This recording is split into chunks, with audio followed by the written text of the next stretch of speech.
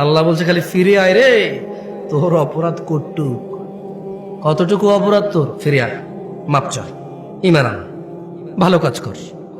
তোর বয়স তো 70 হয়ে গেছে, 35 হয়ে গেছে, 40 হয়ে গেছে, ডেলি একটা মেয়ের সাথে শুইছি, ডেলি 2 লিটার মদ খাইছি, এ আল্লাহ ফিরে আসলে হবে?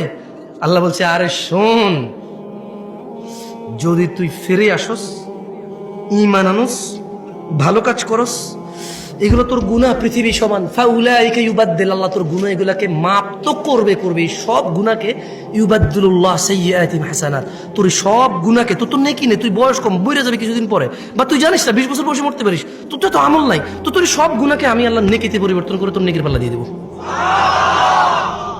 ওয়াল্লাহ, এটা কোনো হাদিস না যে আপনি জাল বলবেন, এটা কোনো হাদিস না আপনি দৈহিক বলবেন, এটা কোনো হাদিস না আপনি তর্ক বিতর্কে লেগে যাবেন, এটা সূরা কোরআনের আয়াত, একেবারে আমি ব্যাখ্যাও করি নাই।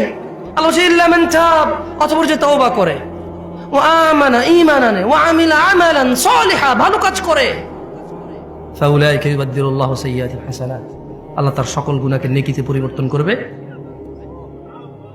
এবার এই অফার আপনি নেবেন কিনা এটা আপনার ব্যাপার, তবে এই অফার পেতে হলে কি করতে হয়? প্রশ্ন তওবা কেমনে করে, প্রশ্ন তওবা কেমনে করে, গুনাহ কেমনে নেকিতে পরিবর্তন করব? শুধু মাপ না, এটি নেকি হয়ে যাবে।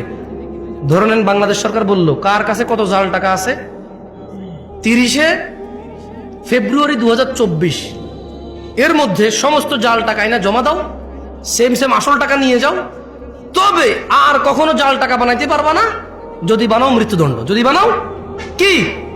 এখন এক লোক বলল যে এই যে বললো সমস্ত জাল টাকায় আসল টাকা দিবে, আমার কাছে 20,000 কোটি টাকা আছে জাল টাকা, ধরেন গভর্নমেন্ট বললো যে ডাজেন্ট ম্যাটার, যত আছে 20,000, 50,000, 1 লাখ কোটি টাকা থাক, ডাজেন্ট ম্যাটার, তবে আজকে এখানে জমা দিতে হবে, এই টাইমের ভিতরে জমা দিলে তোমার এই যত টাকা জাল আছে অত টাকার বিনিময়ে আসল টাকা দেবে সরকার, এবং এরপরে আর তোমাকে কি করবে, যদি এরপরে অপরাধ করো মৃত্যুদণ্ড, এরপর অপরাধ করো কি। এখন বললো যে 50,000 কোটি টাকা, কেউ কি মিস করবে এটা? আল্লাহ এরকমই বলতেছে যে যত অপরাধ আছে, শর্ত হচ্ছে বেঁচে থাকা অবস্থায় মাপ চাইতে হবে। কখন? শর্ত কি? কেউ কি বলতে পারেন কে কতদিন বাঁচবেন? আমি পারি না। ভাই আপনি বলতে পারেন কতদিন বাঁচবেন? তুমি? আরে কি করে, ডিজিটাল দেশে কেউ জানে না কবে মরবে। আফসোস, তো কি শিখলা? বুদ্ধি কি তেলে তোমার? তুমি এত বিচক্ষণ মানুষ, কবে মরবে না একটু পরে সম্ভব হতে পারে, একটু পরেই হয়ে যেতে পারে, এখানে বসা অবস্থায় হতে পারে।